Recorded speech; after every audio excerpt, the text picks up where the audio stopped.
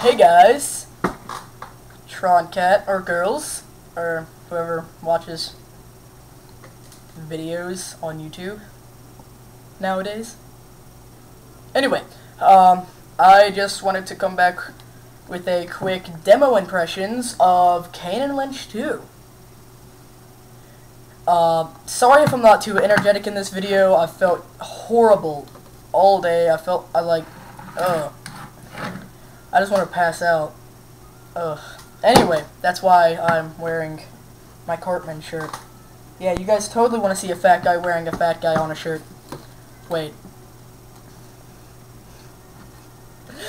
I said that wrong. You guys know what I mean. Even though I don't think I'm that fat. I don't think I'm fat. Do you think I'm fat? You better not think I'm fat. God.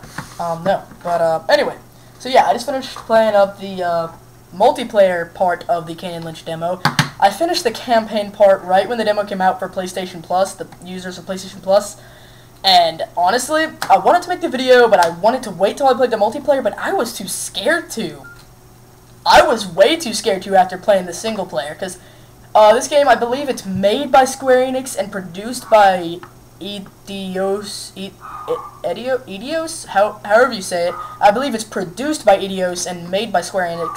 It could be the other way around, but I believe Square Enix made this, and, you know, knowing Square Enix, they're more for the single-player campaign, and playing the single-player campaign and seeing how horrible it was, I was way too afraid to even try to start playing the multiplayer. And, I mean, the single player, there's just so many problems with it. Storyline. The storyline, I don't know any of it yet, but the graphics for the storyline are beautiful. I mean, they're great. It looks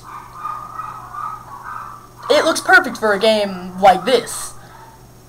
Like a, cops and robbers kind of game. But, it's... Then you come to the campaign, and you just see those going, it looks like it's going, like, he's holding a cigarette. Like, this isn't a cigarette, this is like a pixie stick wrapper that my brother left up here, but this is like, it's like going into his finger when he's eating, he puts the chopstick, like, through his cheek. You see it actually, like, through his cheek. It's hilarious. The hit detection is so off. But, it's horrible. The graphics are horrible. I don't even want to talk about those. I mean, the environments are decently destructible. They kind of have a, you know, you shoot the wall with a shotgun. It's like a thin wooden wall. You shoot it with a shotgun. It'll, like, you know, take, like, 3 shots, and then it'll be, like, a hole in there so you can shoot through it. But, I mean, the environments, they were decent. You know, the surroundings looked good. They really did, but it was more believable than some games, so that was, they did have a good, there's that good part. But then you come to the, gameplay, and you're just, the controls are puke. It's like, reload, I don't remember what that is, aim, fire, that's normal. Up here's normal. Then it's just like, oh wait, no, L2 is run. But that's not too hard. A is get behind cover. I don't know what's squared. It's just like, you would think it wouldn't be that bad the way they set it up, but just the way that your character moves it all, it's just, ew! And the people, it seems like they can shoot through the walls. Maybe they did that, you know. Maybe it's supposed to be like that, like the enemies can shoot through cover, kind of, like, or maybe it's just like, well, in real life, you're not actually going to be able to get perfectly behind cover and still be able to see over without, you know, them being able to shoot you, even though it's third person. Yeah, that was really weird. The cover isn't that good. I mean, like, when you get into cover, they're still, like, sitting there just, like, you know, like, aiming down their sights. You know, you're behind the cover. You can see them, but you know that if you were in first person and even looking like that, you couldn't see over the cover. Like, you know that you see your character, like, duck down under it. You're just like, bam, and, I'm trying to be hype. I'm trying to be energetic. I really am, but my head just hurts so bad. Anyway, it's just, I just, like, I beat it. I forced myself to keep playing, but ew. It's just, anybody that has a PlayStation now, it's open for the people that don't have PlayStation Plus now. If you even have a thought in your mind about buying this game and you haven't played the demo, play it, please. I really don't want you to buy a game that is $60 and horrible. But let me talk about the multiplayer real quick before anything happens, before it cuts me off. Bet it will, watch. Anyway, you can only play one game type right now, and it's yeah, I don't know what, wait, can you play more types? No, you cannot. But it's like, it's got the map name, I think. I'm not quite sure. But it's like, kind of like Cops and Robbers, except, I don't really know how it works. Like, every time, every person that I was playing with started out as a robber, and then you would shoot the cops that came out of the room. So I think that it's AI at first, and then there's more AI, but then when you get towards the end, if you die from one of the AI, you can respawn as a cop and start shooting your teammates that were when you were a robber, they were your teammates. So it's kind of weird. So I think it's AI, but then you get switched over if you die. You can switch over to cops, I think.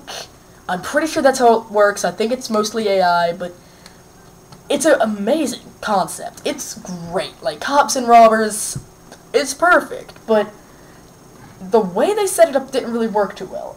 And another thing I want to talk about, when you're looking in, like, when the camera, it's not that the camera angle is bad, well, it kind of is, but it's just like, what you see on your screen looks like a